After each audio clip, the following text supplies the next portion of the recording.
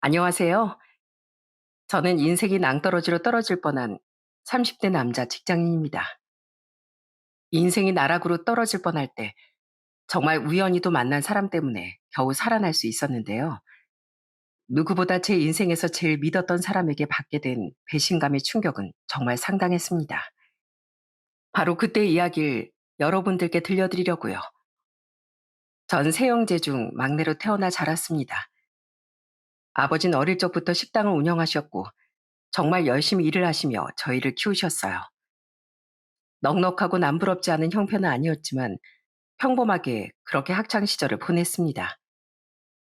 형들은 어릴 적부터 공부를 무척이나 잘했고 항상 상위권 성적을 거두곤 했어요. 그렇지만 전 공부를 잘하는 편도 아니었고 특출나게 잘난 부분도 없었던 그런 평범한 학생이었죠. 그러다 보니 늘 형들에게 치여 기가 죽곤 했었는데 그런 절 누구보다 다독여 주셨던 분들도 바로 부모님이셨어요. 그런 부모님께 어떻게든 전 기쁨을 드리고자 제 나름대로 노력을 많이 했던 것 같습니다. 공부를 잘하지 못하니 쉬는 날마다 부모님 가게에 가서 일을 도와드리곤 했어요. 그때마다 부모님은 항상 절 치켜 세워주시곤 했고요. 역시 우리 경준이 덕분에 엄마랑 아빠가 오늘 편하게 일했네. 고맙다 경준아. 엄마랑 아빠 도와줘서 정말 고마워. 우리 아들 일당 줘야지. 자, 오늘 고생했으니까 친구들이랑 맛있는 거 사 먹고 그래. 아이, 됐어, 엄마. 일당 안 줘도 돼. 오늘은 진짜 엄마 아빠 도와주려고 온 거야. 오늘 단체 손님들 많았다며. 그러니까 일당은 됐어. 그냥 아들이 도와줬다고 생각해. 정말? 경준아, 엄마 눈물 나겠다. 눈물 나겠어. 어쩜 우리 아들 이렇게 착하고 엄마 아빠 생각을 그렇게 많이 하는지. 엄마 진짜 감동이야. 그렇게 전 부모님께 형들과는 다른 방법으로 효도를 했습니다. 형들은 학창 시절 내내 정말 공부를 잘했어요. 그러다 보니 대학에 갈 때도 소위 명문대라고 하는 정말 좋은 대학에 떡하니 합격을 했죠. 척척 장학금도 받아가면서 대학을 다니는 형들을 볼 때마다 저는 정말 걱정이 컸습니다. 넉넉하지 못한 형편에 혹시나 제가 대학을 가게 되면 등록금 걱정이 되더라고요. 그래서 나중엔 입시로 정말 공부를 열심히 했습니다. 그래도 나름 공부를 열심히 해서 그런지 수도권 대학에 진학할 수 있었어요. 딱 합격 소식이 들려왔을 때 부모님은 명문대 합격했던 형들 소식보다 더 기뻐하고 좋아하셨어요. 아유, 우리 경준이가 합격을 했다니. 경준아, 축하한다, 축하해. 엄마가 정말 눈물 날 정도로 기쁘네. 정말 잘했다, 잘했어. 엄마, 그렇게 기뻐? 어떻게 형들 대학 합격했을 때보다 더 좋아해? 당연하지. 우리 막내 경준이가 떡하니 대학에 합격했는데 좋아해야지. 네 아빠는 아주 동네 잔치라도 할 판이야. 경준아, 고생 많았다. 그동안 형들한테 치이느라 마음 많이 썼지? 엄마랑 아빠도 다 알아. 그치만 엄마 아빠한텐 우리 경준이고 형들이고 다 똑같이 아까운 자식들이야. 알지? 그럼 알지. 엄마, 나 앞으로도 엄마 아빠 실망시키지 않고 정말 열심히 살 거야. 그러니까 두고 봐. 남들은 형들보다 뒤떨어진다고 하지만 난 더 열심히 살 거라고. 그렇게 대학에 입학하고선 전 정말로 그때 했던 약속처럼 열심히 살았습니다. 장학금을 받지 못할까 싶어 아르바이트를 내내 하기도 하고 생활비도 부모님께 손 벌리지 않고 저 스스로 해결하려고 노력했어요. 사실 형들보다 늘 못하다는 생각에 전 어릴 적부터 나름 스트레스 많이 받아왔습니다. 예전엔 그런 제가 한심하고 못나다고 생각을 했었는데 언젠가부턴 저도 충분히 형들보다 뛰어날 수 있다는 생각으로 정말 뭐든 열심히 했던 것 같아요. 그러다 보니 형들은 대학원까지 진학하면서 부모님께 손을 많이 벌렸지만 전 대학을 입학한 후부턴 부모님 도움을 받지 않고 자립해서 생활할 수 있었답니다. 그래서 그런지 엄마 아빠 늘 절 대견스럽게 생각하셨어요. 혼자서 제가 자취할 때도 부모님은 절 전적으로 응원해 주셨습니다. 그렇게 졸업 후 전 평범한 직장에 취직을 하게 되었어요. 그리고 직장 생활을 하기 시작하면서 전 매달 부모님께 용돈을 챙겨서 보내드리곤 했습니다. 그럴 때마다 엄마 아빠는 늘 저에게 고마워하셨어요. 아유, 아들, 이번 달에 왜 이렇게 돈을 많이 보냈어? 앞으로 보내지 않아도 된다니까 그러네. 아빠랑 엄마 식당도 잘 되고 먹고 살만해. 왜 자꾸 돈을 보내? 엄마 아빠 설마 굶을까 봐 그래? 아니, 그래도 아들이 떳떳하게 돈 버는데 아들 버는 돈 좀 써보시라고 보내는 거지, 뭐. 별일 없지? 내가 보내준 용돈으로 맛있는 것도 사드시고 해. 고맙다, 고마워. 아휴, 우리 막내 아들이 역시 엄마 아빠를 제일 많이 생각하네. 아빠가 경준이 네가 보내는 돈 볼 때마다 얼마나 좋아하는지 몰라. 아들, 타지에서 고생하는데 무리하지 말고 항상 밥 잘 챙겨 먹고. 알았지? 사실 어릴 적부터 잘난 형제들과 컸던 사람은 자격지심이 심한 경우들이 많잖아요. 그러다 보니 사회생활도 힘들고 인간관계도 힘든 분들이 많은데 전 전적으로 절 응원해주는 부모님 덕분에 삐뚤어진 생각 없이 바르게 잘 자랄 수 있었던 것 같습니다. 그렇게 사회생활 하다가 어느 정도 자리를 잡고 30대 중반이 되면서 삶의 무료함을 느끼게 됐던 것 같아요. 오랫동안 혼자 지내다 보니 외로움도 컸었고 더군다나 형들은 다 결혼을 해서 각자의 가정을 꾸렸지만 전 그때까지도 혼자였으니까요. 그래서 이런 마음을 달래고자 선택한 취미가 바로 수상스키였어요. 워낙 어릴 때부터 물을 좋아했던 전 물에서 하는 거라면 뭐든 재밌어 했습니다. 그러다 같은 직장에 다니던 후배가 한번 해보라며 추천을 해줘서 시작을 하게 되었죠. 처음엔 진짜 너무 재밌고 즐겁더라고요. 거기다가 좋은 사람들과 어울리며 시간을 보내다 보니 외로움을 느낄 새가 없었어요. 그러다가 수상스키 동호회에서 한 여자를 운명처럼 만나게 되었죠. 동호회에 신규 가입한 사람이었는데 첫 라이딩을 할 때부터 엄청 고수처럼 타는 게 아니겠어요? 그날 참석한 동호회 회원들이 그 모습을 보고서 얼마나 놀랐는지 모릅니다. 그렇게 한참 수상스키를 타고 뒤풀이를 가게 되었는데 마침 제 옆에 그 여자가 딱 앉게 되었어요. 저는 좀 친해져 보고 싶어서 먼저 말을 걸었습니다. 아까 보니까 수상스키를 처음 타신 게 아니던데요. 어쩜 그렇게 잘 타세요? 어디서 많이 타보신 것 같은데 동호회는 이제 가입하신 거죠? 다른 데 있다가 오신 거예요? 아, 아니요. 저 사실 외국에서 대학 졸업하고 이제 한국에 들어왔어요. 한국에서 외국계 기업 다니다가 그만뒀거든요. 외국에서 살 때부터 취미였는데 그동안 시간이 없어서 못 타다가 이번에 오랜만에 탔어요. 근데 오랜만에 타도 감이 떨어지진 않았나 봐요. 우와, 진짜요? 그럼 해외에서 오래 사신 거예요? 여기 있는 사람들 아마 아까 깜짝 놀랐을 거예요. 저도 사실 얼마나 놀랐는데요.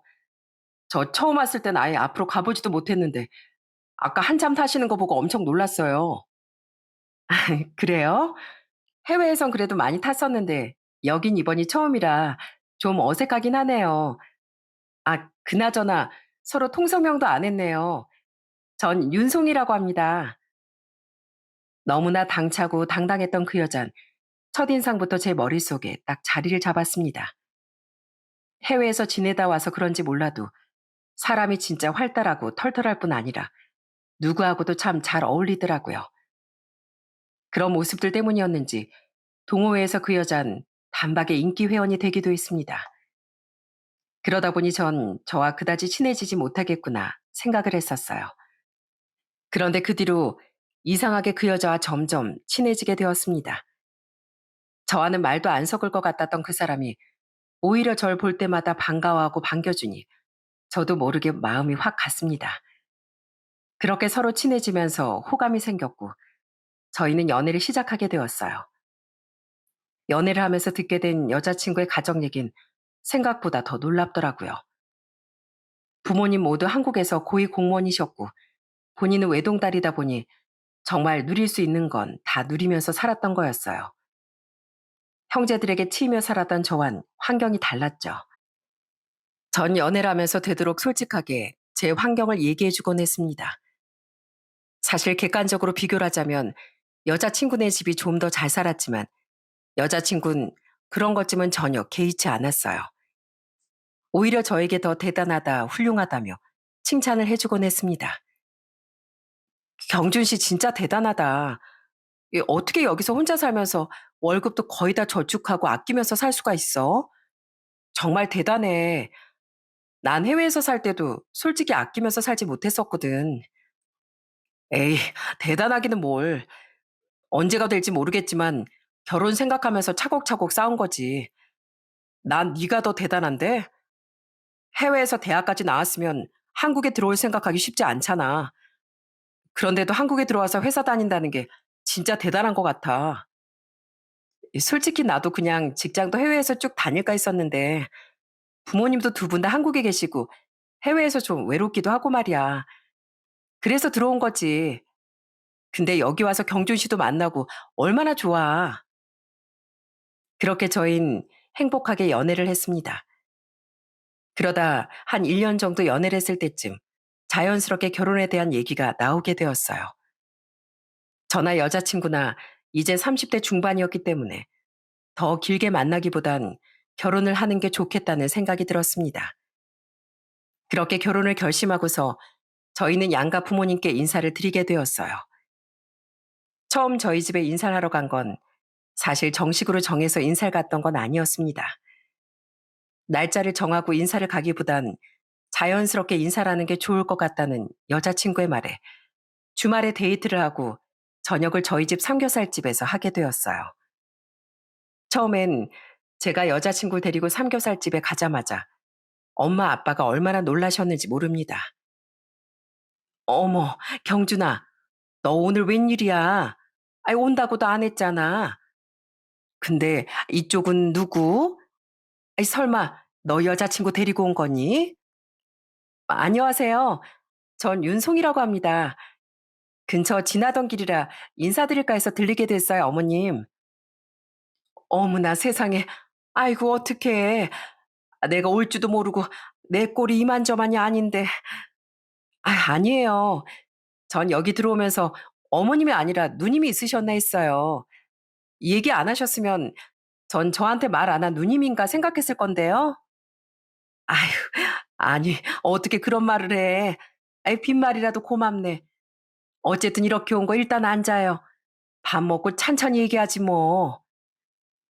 그렇게 여자친구는 첫 만남부터 저희 엄마의 마음을 사로잡았습니다. 사실 걱정이 많았는데 오히려 여자친구는 더 싹싹하게 잘하더라고요. 밥을 먹으면서 좀 바쁘다 싶으면 바로 벌떡 일어나 서빙도 도와주고 옆에서 정리도 해주면서 그렇게 식당 일을 도왔습니다. 그 모습을 보면서 저도 정말 좋았지만 특히나 부모님은 너무 마음에 들어 하셨어요. 가게 문을 닫고 정식으로 인사를 하게 됐을 때부터 여자친구를 보는 부모님의 눈은 이미 합격이었죠. 이렇게 불쑥 찾아뵙게 돼서 죄송해요. 경준 씨는 그래도 서로 약속하고 보는 게 좋지 않냐고 했었는데 제가 이렇게 고집을 피웠습니다. 자연스럽게 어머님, 아버님 만나 뵙고 인사드리고 싶어서요. 불편하셨다면 죄송해요. 어머, 아니야. 난 오히려 이렇게 보니까 마음이 확 열리고 더 좋은데? 아니, 어쩜 우리 경준이가 이렇게 싹싹한 여자를 다 만났대. 난 정말 깜짝 놀랐어. 그러게나 말이야. 얘길 들었는지 모르겠지만 경준이 위로 형이 둘이야. 그 둘도 다 결혼을 했는데 며느리들은 다들 성격이 조용조용해서 말이야. 이렇게 싹싹하게 잘하는 며느린 처음 봤어. 아이고 참. 당신 아직 며느리도 아닌데 벌써부터 며느리라고 하면 어째. 아이쿠, 맞네. 아직 며느리가 참 아니지? 아이고, 미안해. 내가 너무 마음에 들어서 벌써부터 며느리 삼을 생각을 했네. 아니에요. 당연히 제가 며느리죠. 안 그래도 저희 결혼 얘기 나누고 있었거든요. 그 전에 사실 인사를 드리고 싶었어요. 며느리로 생각해 주시면 전 너무나 감사하죠. 그렇게 저희 집 첫인상 너무나 화기애애한 분위기 속에서 끝이 났습니다. 그때 이후로 부모님은 정말 저보다 더 마음이 들떠하셨어요. 저렇게 좋은 여자친구와 빨리 결혼하라면서 얘기를 하시기도 했습니다. 그 뒤로 전 여자친구의 집으로 인사를 가게 되었어요. 사실 전 가기 전부터 긴장을 정말 많이 할 수밖에 없었습니다. 여자친구의 아버진 고위 공무원 출신이셨고 그동안 수도 없이 여자친구 집안에 대한 얘기를 들었을 땐 여자친구가 그 집에서 귀하고도 귀한 외동딸이었거든요. 그러니 긴장을 정말 엄청나게 했습니다. 역시나 처음 뵙게 된 예비 장인은 엄청나게 위험 있는 분이셨어요. 첫 만남부터 분위기에 압도를 당해 제대로 말도 잘 못했습니다. 그래, 자네 회사 다닌다고? 우리 딸은 지금 회사 그만두고 쉬고 있는데 그래도 결혼을 해도 괜찮다는 말인가? 자네 부모님께서도 이 사실 알고 계신가? 네, 이미 다 말씀드렸고 저희 부모님께서도 괜찮다고 하셨습니다. 저 역시 괜찮습니다. 솔직히 말해서 난 우리 딸이 좀 더 공부를 했으면 좋겠는데 그래서 직장 그만둔다고 했을 때도 잘했다고 얘기를 했네. 그런데 결혼한다고 하면 공부를 하긴 좀 힘들지 않겠나? 그런 거라면 걱정하지 않으셔도 됩니다. 공부를 더 하고 싶다면 전 얼마든지 지원을 해줄 생각이거든요. 그래? 아이, 그건 참 마음에 드네. 어찌됐든 우리한테 귀한 딸일세. 인사로 온다고 해서 알겠다고는 했다만 처음부터 마음에 들어서 승낙한 건 아니야. 결혼은 결혼식장에 들어가서도 모르는 일이니 앞으로 내가 정말 자네를 잘 지켜볼 거야. 그렇게 위험 있게 말을 하는 예비 장인을 보면서 전 오만 가지 생각을 했던 것 같습니다. 혹시라도 제가 예비 신부에게 잘못하게 되면 정말 큰일이 날 것 같았거든요. 어찌됐든 예비 처가에서도 결혼 허락을 해주셨고, 그렇게 저흰 결혼 준비를 하게 되었어요. 사실 그때부터 좀 고민이 있었어요.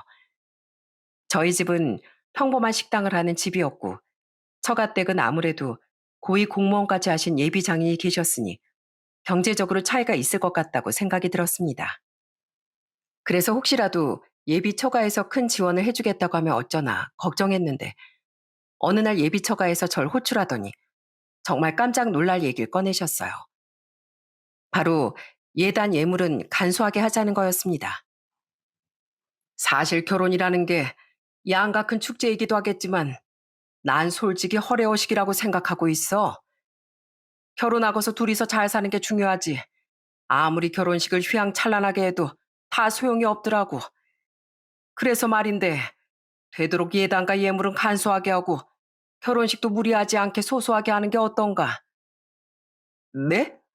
아버님, 정말 그러셔도 괜찮으시겠어요? 그럼 괜찮지. 니들 둘이서 하는 결혼인데 우리 의사야 뭐 필요 없지 뭐. 부모님께도 한번 상의 드려보고 얘기해주게. 만약 사돈댁에서 그러지 않길 원하신다면 그땐 다 꼼꼼히 챙기는 걸로 하고 말이야. 보통 고위 공무원까지 지내셨으면 올 하객분들도 많으실 테고 축의금도 생각을 해야 하니 되도록 큰 규모의 결혼을 고려할 때가 많은데 오히려 예비 처가 쪽에선 모든 절차를 다 간소하게 하자는 분위기였어요. 그런 모습을 보면서 저나 저희 가족들은 더 호감이 생길 수밖에 없었어요. 특히나 저희 부모님께선 예비 처가 쪽의 말을 들으시곤 더 좋아하셨어요. 아니 어쩜 저렇게 겸손하고 검소하실 수가 있다니. 사실 엄만 사돈댁이 평범한 집은 아니라 해서 좀 긴장했는데 역시나 그렇게 좋은 집안은 다 이유가 있구나. 그러게 엄마. 나도 사실 깜짝 놀랐어. 어쨌든 이번에 결혼 준비하면선 되도록 간소하게 해야 할 것 같아. 참 감사하구나. 왠지 우리 쪽을 생각해서 그렇게 배려해 주신 것 같은데 정말 감사하다. 그땐 사실 저희 집 상황도 그쪽에서 다 알고 있으니 저희를 배려해 주고 생각해 주신 거라고 판단을 했습니다. 그래서 예비 처가가 더 고마웠어요. 그렇게 저희는 결혼 준비를 하게 되었습니다. 결혼 준비를 하는 동안에도 단 한 번 싸운 적 없이 정말 행복하게 준비를 했어요. 남들은 연애하면서는 안 싸워도 결혼 준비를 싸운다던데 저흰 그런 게 한 번도 없었습니다. 제가 뭘 하려고 하든 여자친구는 다 좋다, 괜찮다며 찬성을 해주셨고 저 역시 여자친구가 하고 싶다는 건 다 존중을 해줬어요. 그렇게 행복하게 결혼 준비를 했습니다. 그러다 예복을 맞추러 가게 되었어요. 그때가 거의 예식이 한 달도 채 남지 않은 상황이었는데 그래서 엄청 설레는 마음으로 샵에 들어갔답니다. 그렇게 들어가 드레스를 맞추기 위해 치수를 재고 있었어요. 먼저 예비 신부의 치수를 재며 이것저것 디자인도 보고 고르고 있었어요. 그런데 그때 갑자기 저에게 말을 걸기 시작했습니다. 신랑분, 신부님 치수 잴 때 들어오셔서 다른 예복 디자인 좀 보시겠어요? 밖에도 많지만 안으로 들어오시면 디자인이 더 많거든요. 아, 그래요? 그럼 여자친구 다 끝나면 같이 가서 같이 고를게요. 그럼 시간이 많이 걸리실 텐데 일단 들어오셔서 좀 보시고서 몇 개 골라보세요. 예복도 입어보셔야 잘 어울리는 디자인이 뭔지 딱 보이거든요. 신부님 체크하는 동안 한번 보시는 게 더 좋으실 것 같아요. 네, 알겠습니다. 송이야, 그럼 내가 먼저 보고 있을게. 끝나면 너 안쪽으로 들어와. 알았어. 그럼 먼저 보고 있어. 그렇게 전 직원의 안내로 샵 안쪽 다른 공간에 가보게 됐습니다. 사실 보통 결혼식이라고 하면 신부 웨딩드레스 고르는데 좀 더 시간을 많이 소요한다고 들었는데 이렇게까지 신랑 예복을 챙겨주니 좀 놀라기도 했어요. 그런데 직원의 안내로 안쪽으로 들어간 그 순간 갑자기 직원이 구석으로 절 당기더니 급하게 저에게 말을 꺼냈습니다. 저기요. 안녕하세요. 사실 제가 여기까지 들어오시라고 한 건 드릴 말씀이 있어서 그런 거예요. 혹시 저 여자 이름이 윤송이 아닌가요? 네? 네, 맞는데 어떻게 아셨어요? 저희가 이름을 얘기해 드렸었나요? 아니요. 저 여자 알아요. 지금 그쪽 큰일 났어요. 지금 꽃뱀한테 제대로 걸리셨다고요. 이 결혼 어떻게든 멈춰야 돼요. 뭐라고요? 지금 무슨 소리를 하시는 거예요? 진짜 잠깐만요. 이것 좀 보세요. 제가 거짓말하는 게 아니라요. 진짜 이 결혼 하시면 안 된다는 말씀 드리는 거예요. 그러더니 그 직원은 핸드폰을 황급히 열더니 한 사진을 보여줬습니다. 그런데 전 그때 핸드폰 한 사진을 보고서 정말 경악을 금치 못했어요. 그 사진은 SNS 프로필이었는데 예비 신부가 웨딩드레스를 입고서 어떤 남자와 서 있는 사진이었어요. 제가 그 사진을 보고 당황해하니 직원은 쓰고 있던 마스크를 내리더니 뒤이어 얘기를 하더라고요. 여기 있어요. 이거요. 제 친구 결혼식 사진인데요. 저 여기 서 있는 거 보이시죠? 저 여자, 이 여자 맞아요. 윤송이. 여기 이 남자 제 친구예요. 이 친구 지금은 이 세상에 없어요. 스스로 하늘로 떠났어요. 그게 다 이 여자 때문이라고요. 일단 지금은 시간이 없으니까 일단 핸드폰 좀 줘보세요. 얼른요. 나중에 제가 다 얘기해 드릴게요. 분명 그 사진 속 하객으로 나온 여자도 이 직원이 맞았습니다.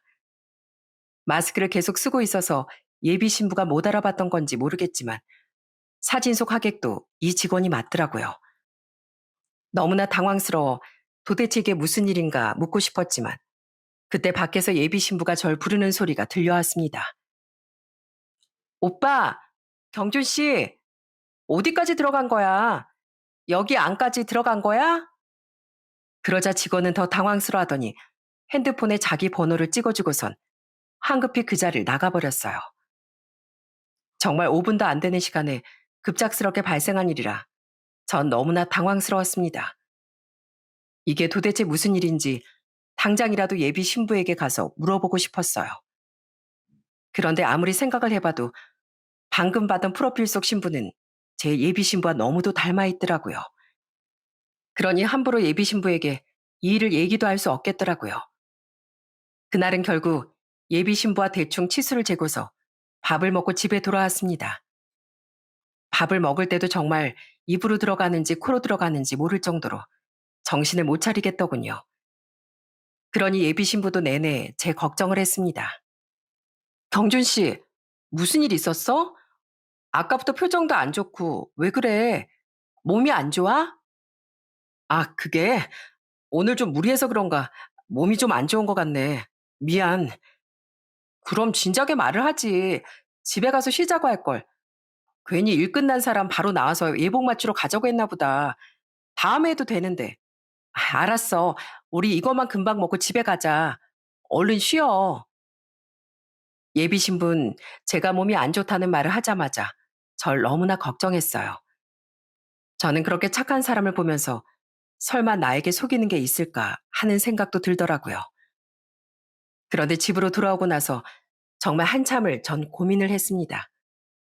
지금껏 보여준 예비 신부는 정말 착하고 순하고 좋은 사람이었는데 혹시나 그 직원이 잘못 본 건 아닐까, 착각했던 건 아닐까 하는 생각도 들었죠. 그런데 한편으론 아무리 잘못 봤다고 해도 고객한테 뜬금없이 그런 말을 할 리는 없지 않겠어요? 그런 생각이 들자마자 전 사실 확인을 바로 해봐야겠다고 느꼈습니다. 그래서 아까 찍어뒀던 번호로 저는 연락을 했어요. 그런데 제가 딱 전화를 하자마자 얼마 신호가 가지도 않았는데 바로 그 직원이 전화를 받는 거였습니다. 여보세요? 아까 그분 맞으시죠? 전화 기다리고 있었어요. 혹시나 전화 안 하실까봐 궁금하셔서 전화 주셨죠?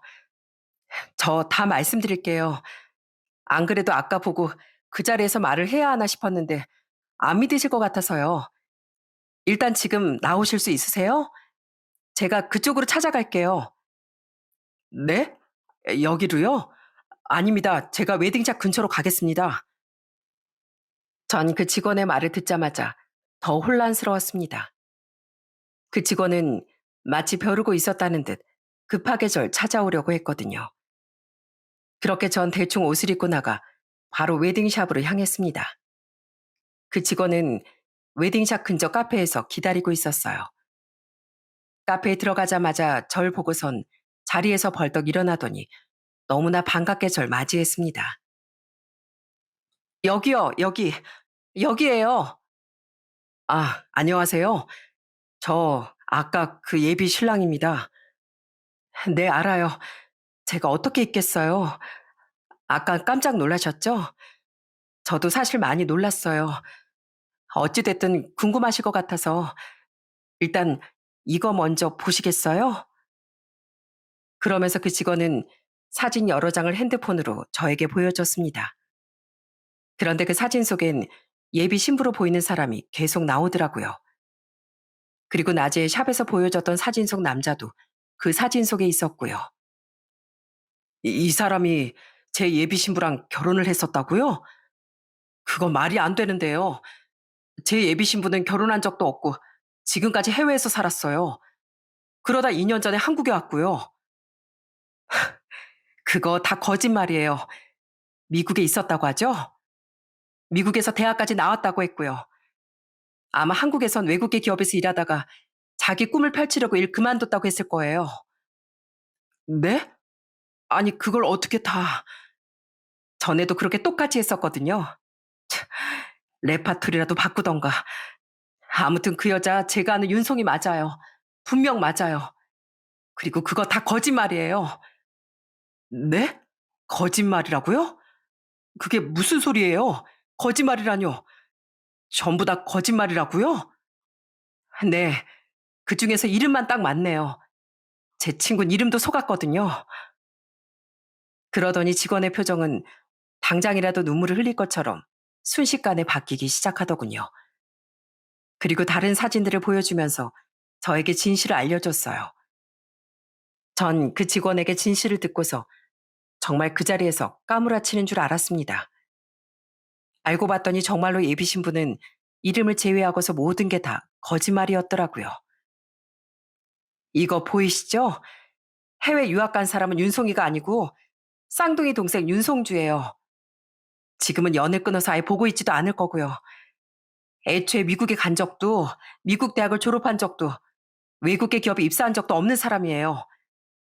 다 뒷조사까지 하고 말씀드리는 거니 믿으셔도 됩니다. 이거 서류도 한번 보시죠. 그러면서 내민 서류들을 보니 정말로 예비 신부에겐 동생이 있었더라고요. 그걸 보고서야 내가 모르는 진실이 숨겨 있다는 걸 깨닫게 되었어요. 도대체 이 여자가 어디서부터 어떤 거짓말을 했던 건지 온몸에 소름이 끼치기 시작했어요. 제 경악스러운 표정을 보고선 그 직원은 담담하게 얘기를 했습니다. 그 직원의 친구였던 사람은 정말 성실하고 착한 사람이었다고 해요.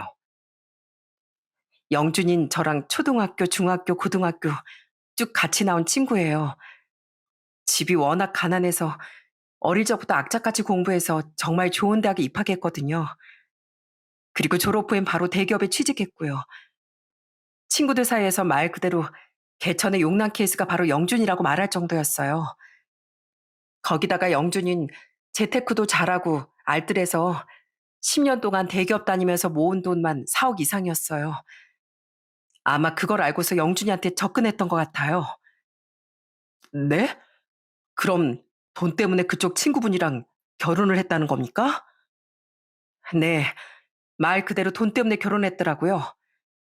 영준이가 원래 늘 밝고 활기찬 아이였는데 결혼하고서 6개월도 안 됐는데 얼굴이 정말 어두워지기 시작하더라고요. 무슨 일인가 해서 한번 물어봤더니 아내가 결혼 준비할 때 모아둔 돈이 묶여서 당장 못 쓴다면서 5천만 원을 빌려갔고 결혼하고서 장인이 사업을 하는데 힘들다면서 또 2억까지 빌려갔다고 하더라고요. 그 착한 친구는 그게 거짓말인지도 모르고 죄다 빌려줬던 거고요. 그 돈을 다 송이가 썼다고요? 네, 싹 다 거짓말이었어요. 그 돈으로 명품 사고 흥청망청 자기 혼자 쓰면서 다 썼더라고요. 그걸 그럼 어떻게 한 겁니까? 그리고 그 친구분은 왜 하늘로 가신 거고요? 그 여자가 혼인신고를 내내 미뤘어요. 한 1년을. 아이 생기면 하겠다 미루고 미루다 결국 영준이가 도저히 안 되겠다고 혼인신고부터 하자고 하니까 야반도주를 했어요. 그때부터 영준이가 이상하다고 생각하고 뒷조사를 했는데 다 거짓말이었더라고요. 장인인 줄 알았던 장인도 장인이 아니었고 외동딸인 줄 알았는데 쌍둥이 동생도 있었고요. 전 그 기가 막힌 얘기를 듣고서 처음엔 너무 황당하고 어이가 없더라고요. 아니 그런 어마어마한 거짓말을 하고서 사람을 속였다니요. 정말 믿겨지지가 않았습니다. 어디 드라마에서나 나올 법한 얘기가 현실에서 일어났다는 게 진짜 기가 찼습니다. 그럼 그 쌍둥이 자매 왜 연을 끊고 살았던 건데요? 자기 사칭하고 다니는 거 알면 어떻게든 못하게 했을 텐데 왜 연을 끊은 거예요? 그게 진짜 엄마 아빠라는 사람이 그 쌍둥이 자매가 워낙 잘났으니 돈 요구를 계속 했나 보더라고요. 그 미국에 갔던 것도 다 쌍둥이 동생이 혼자서 노력해서 떠난 거였어요. 가서도 학업에 일에 치이며 살면서 처음엔 가족들을 부양했는데 계속 돈을 요구하니까 아예 진절머리 나서 연을 끊었던 거였더라고요. 나중에 저도 조사하면서 알았어요. 영준이 모든 사실을 알고서 어떻게든 그 여자 찾으려고 방방곡곡 다 뒤져봤지만 각오하고 숨어버린 사람을 어떻게 찾겠어요. 그렇게 한참을 찾아봐도 털끝도 보이지 않으니 친구가 엄청 힘들어했어요. 그러면서 그 직원은 결국 눈물을 뚝뚝 흘렸습니다. 마지막으로 하늘로 떠난 친구가 해줬던 얘기를 저에게 말해주는데 저 역시 눈물을 참을 수가 없더라고요. 영준이가 떠나기 전에 얼마나 울었는지 몰라요.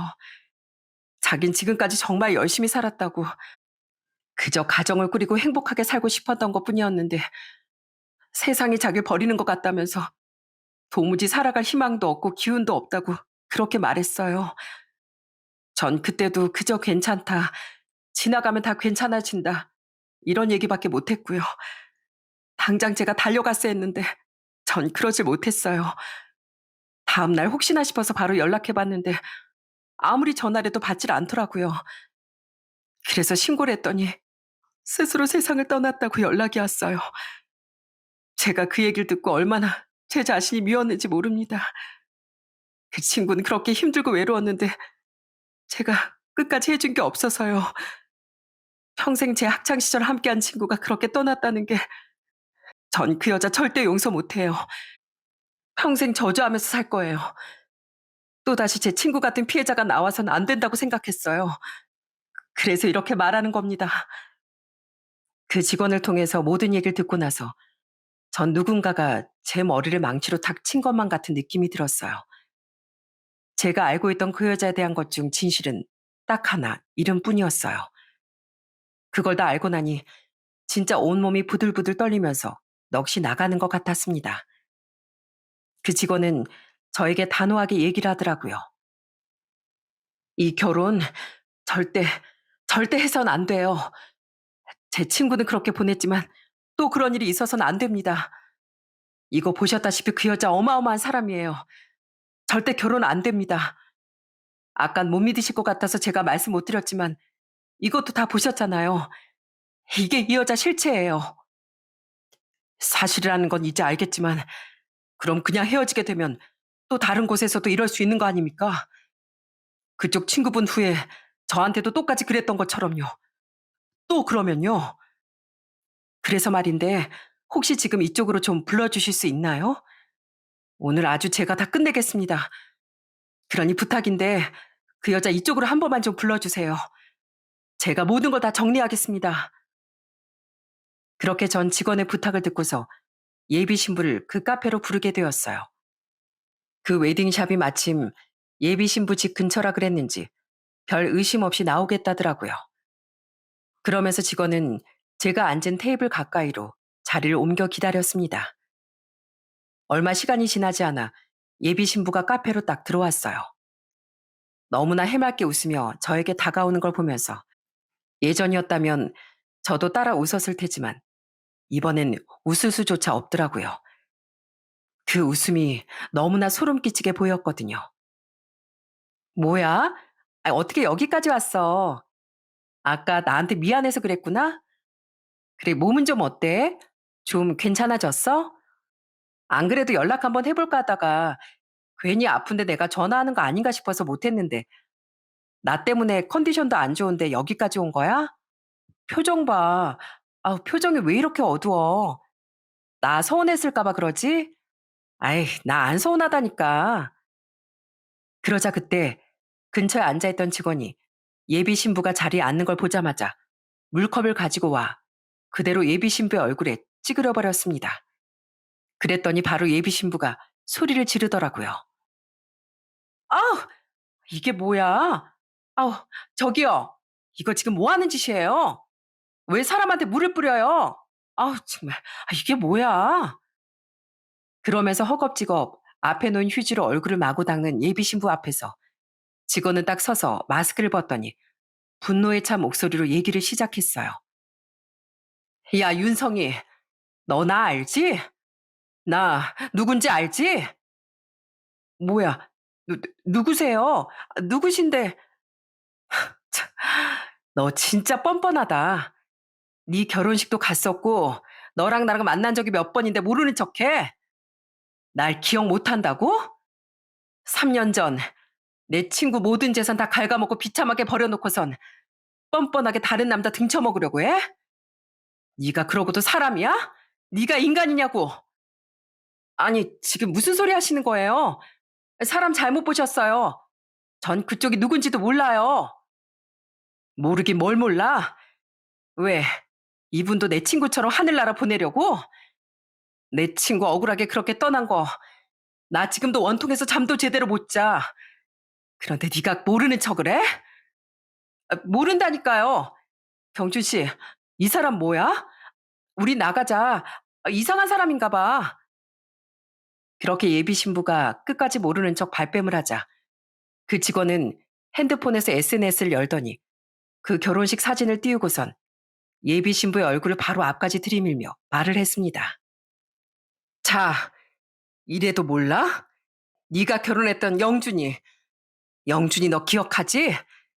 영준이 세상 떠나는 바람에 이 사진도 아직까지 프로필 사진이야. 알아? 이렇게 증거까지 다 있는데 발뺌을 해? 뻔뻔하긴. 그제서야 예비 신부는 아무런 말도 하지 못하더군요. 입만 꾹 다물고서 애써 눈을 외면한 채 서 있는 꼴을 보고 그 직원은 더 크게 분노를 하더라고요. 야, 너 지금 네 동생 행세하면서 살았지? 너 그거 다 들통났어.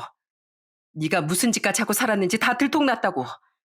거기다가 내 친구도 모자라 다른 사람까지 속여? 네가 어디까지 속일 수 있을 거라고 생각했어? 양심 없는 거, 이 뻔뻔하고 염치 없는 것 같으니라고. 너 같은 인간은 재활용도 못해. 당장 나랑 가자. 나랑 친구한테 가서 사과해. 아, 이거 나요. 가서 당장 사과하라고.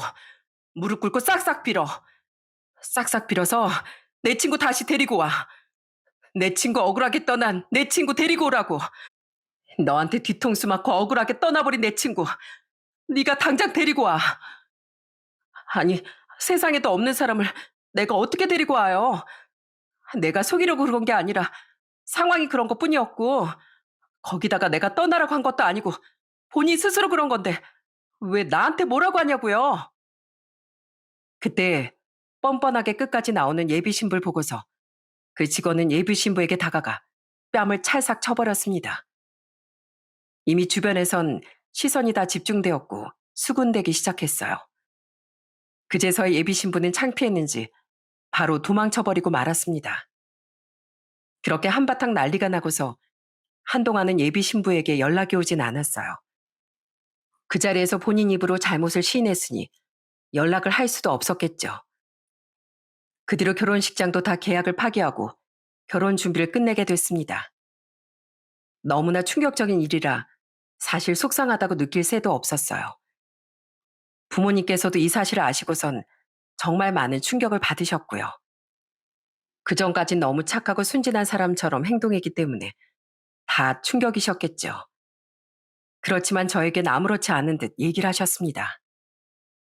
경준아, 괜찮니? 아직 연락은 없는 거지? 아휴, 웬일이라니. 사람 속 아무리 모른다지만 이렇게까지나 사람을 속이다니. 참, 그래도 이제라서 알게 돼서 다행이다. 엄마도 많이 충격받았지. 아빠는 좀 어떠셔? 괜찮으셔? 말도 마라. 그래도 우리 충격받은 거야 너보다 더 하겠니? 네가 걱정이지 뭐. 다른 거 신경 쓰지 말고 네 마음 다 잡아. 우린 괜찮으니까. 그리고 그 직원분께도 참 감사하다고 전해야 되겠다. 나서기가 쉽지 않은 일이었을 텐데 참 감사하구나. 그렇게 저도 부모님도 놀란 마음을 진정하면서 정리를 하고 있었습니다.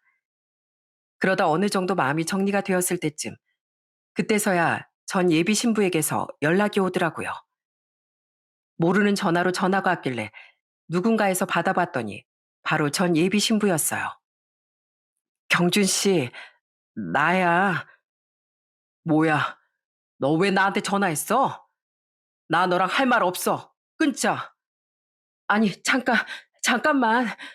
경준 씨, 나 진짜 잘못한 거 알아. 근데, 근데 나도 억울해. 억울해? 야, 네가 억울할 게 뭐가 있어? 너 때문에 세상 떠난 사람도 있어. 근데 뭐가 그렇게 억울한데? 나도 힘들었다고. 아빠 사업이 힘들어서 돈을 빌리긴 했어. 근데 어떻게든 갚으려고 했단 말이야. 나도 그냥 그 돈 안 갚으려고 했던 거 아니야. 근데 이미 세상을 떠났는데 내가 어떻게 갚아? 넌 진짜 뻔뻔하구나. 어떻게 갚다니? 야, 나 다 들었어. 네 아빠 사업은 무슨 평생 막노동하면서 지내다가 네가 돈을 그렇게 남들한테 가로채서 가족들이 다 같이 쓰고 그랬다면서? 그래 놓고선 뭐? 사업? 넌 도저히 안 되겠다. 끝까지 이렇게 거짓말이니 내가 어떻게 너랑 얘기를 하겠니? 너같이 거짓말만 늘어놓는 사람을 어떻게 믿어? 됐고, 앞으로 내 눈앞에 뛸 생각하지 마. 그때 나도 너 가만히 안 둘 거니까. 알았어? 그러면서 전 전화를 끊어버렸습니다. 그 뒤로도 여러 번 계속 전화가 왔지만 그대로 다 차단을 시켜버렸어요. 어쩜 사람이 이렇게나 뻔뻔하고 양심이 없는지 진짜 생각해보면 볼수록 더 기가 막힐 뿐이었어요. 그리고 어느 정도 제 마음이 정리가 되고 난 후엔 그 직원과 함께 전 예비 신부 때문에 세상을 떠나 혼자 잠들어 있던 그 친구의 납골당에 찾아가게 되었어요. 왠지 가서 인사를 해야만 할 것 같았거든요. 역시나 납골당에 도착하니 그 직원은 앞에서 정말 하염없이 울더라고요. 정말 너무나 마음이 아팠습니다. 그리고 전 환하게 웃는 그 친구의 사진 앞에서 기도를 했어요.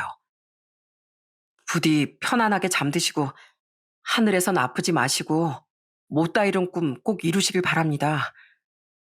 제 기도가 꼭 하늘에 닿아 그 친구의 마음이 조금이나마 평온해지길 바랬습니다. 그리고 그 뒤로 전 사실 결혼에 대한 생각이 없었어요. 아무래도 그 여자 때문인지 충격을 받아 도저히 결혼에 대한 생각이 쉽게 들지 않더군요. 그리고 제가 제일 좋아했던 수상스키도 다 끊어버렸고요. 왠지 그 수상스키라면서 그 여자를 만난 것 같은 느낌에 뭔가 애정이 확 떨어졌던 것 같아요. 지금은 제 마음의 평화를 위해 운동도 하고 책도 많이 읽으며 그렇게 잘 지내고 있답니다. 오히려 전과 비교했을 때 가족들과는 더 가까워진 것 같아요. 형들도 소식을 듣고서 제 걱정을 정말 많이 해주고 부모님께서도 전보다 더 많이 절 생각해 주신답니다. 앞으로는 전 이런 가족들에게 더 많이 표현하고 사랑하면서 지내보려고요. 전 지금도 늘 기도하는 게 하나 있습니다. 제발 좀 남의 인생을 망친 사람들은 꼭 천벌을 받았으면 좋겠다고 말이죠. 아마 그 여잔 매일 제가 하는 기도 때문에 귀가 좀 아팠을 것 같네요. 지금도 어디서도 사람들한테 사기치고 다닐지도 모르겠지만 꼬리가 길면 밟힌다고 분명히 자신의 거짓은 꼭 밝혀지고 벌을 받을 거라고 믿어요. 이번 일을 겪으면서 진짜 남을 속이는 사기에 대해서 진절머리가 날 정도가 됐습니다. 저뿐만 아니라 다른 사람을 등쳐먹고 속이고 배신하는 사람들은 정말로 나쁜 사람들이라고 생각해요. 지금 당장은 벌을 받지 않더라도 신은 제일 큰 고통을 받을 때 벌을 내려준다고 하죠. 그러니 애초에 죄를 짓지 않고 바르고 정직하게 살아가야 하는 것 같네요. 또한 잘못한 사람이 떵떵거리면서 잘 살고 있는 것처럼 보여도 제일 아프고 제일 힘들게 나락을 떨어질 때 벌을 받게 되니 억울하게 당하신 분들도 너무 힘들어하지 마시고 꼭 이겨내셔서 그 벌을 받는 걸 다 보셨으면 좋겠습니다. 저처럼 사실 우연히 만났던 인연이 인생을 크게 바꿔주는 사람이 되기도 하더라고요. 그러니 아무리 스쳐 지나가는 사소한 인연이라도 항상 소중하게 대해야 하는 것 같네요. 제 이야기는 여기서 끝입니다. 앞으로 더 행복한 날들이 가득하길 바라며 이만 제 사연 마치도록 할게요. 들어주셔서 감사합니다.